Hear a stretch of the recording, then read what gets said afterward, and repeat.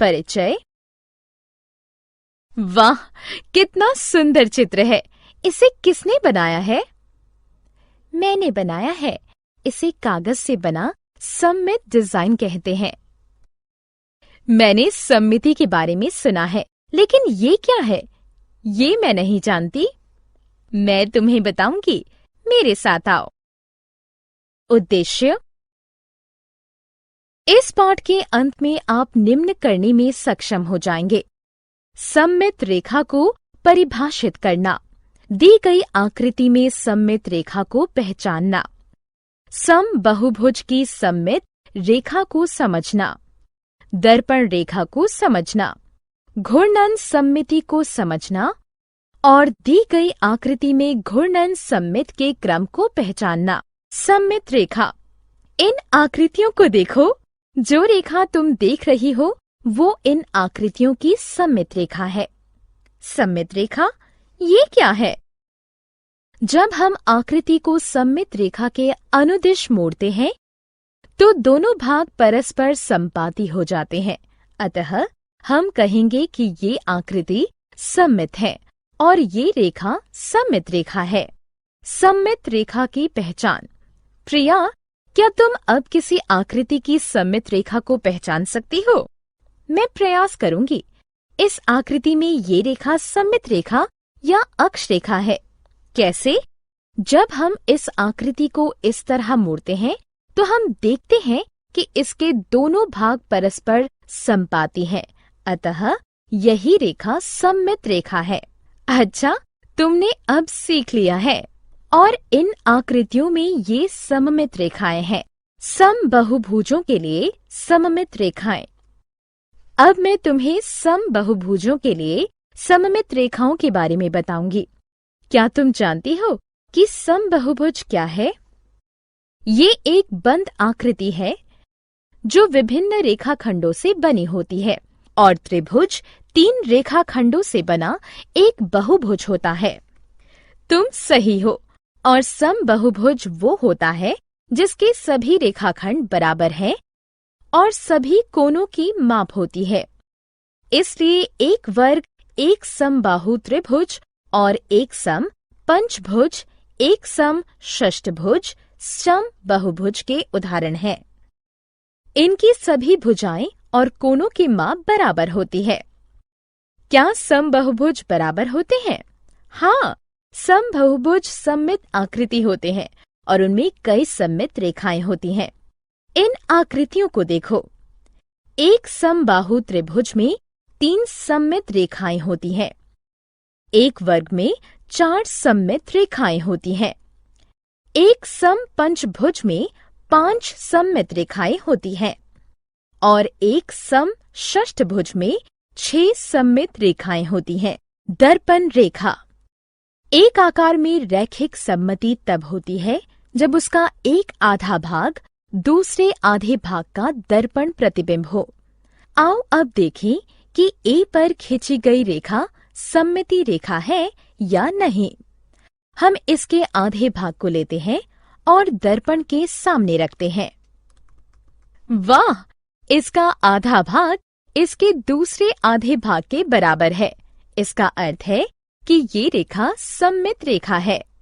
आओ एक खेल खेलें। कौन सा खेल? छेद करने वाला खेल।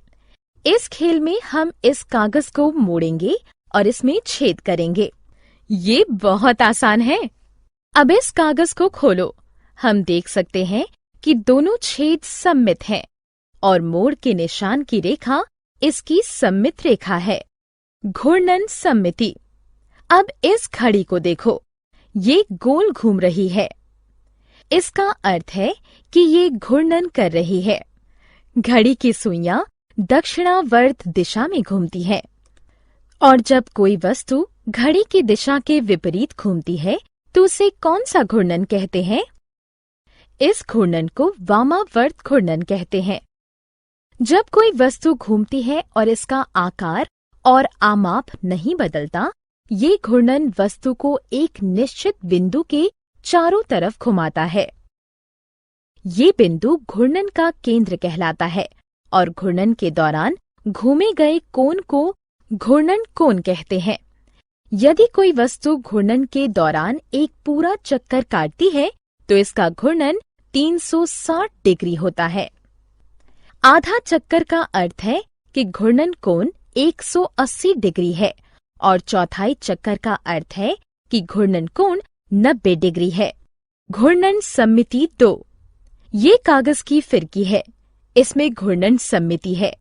यदि तुम इसे इसके केंद्र से 90 डिग्री घुमा दो तो कागज की फिरकी का आकार पहले जैसे ही दिखाई देगा। पूरे चक्कर में इसमें ऐसे 4 स्थितियां दिखती हैं: 90 डिग्री, 270 डिग्री और 360 डिग्री पर कागज की फिरकी बिल्कुल एक जैसी ही दिखाई देगी। इसलिए हम कह सकते हैं कि इसमें क्रम 4 की घूर्णन सममिति है। घूर्णन सममिति 3। प्रिया, क्या तुम बता सकती हो हमारे आसपास की आकृतियों में किसमें घूर्णन सममिति होती है?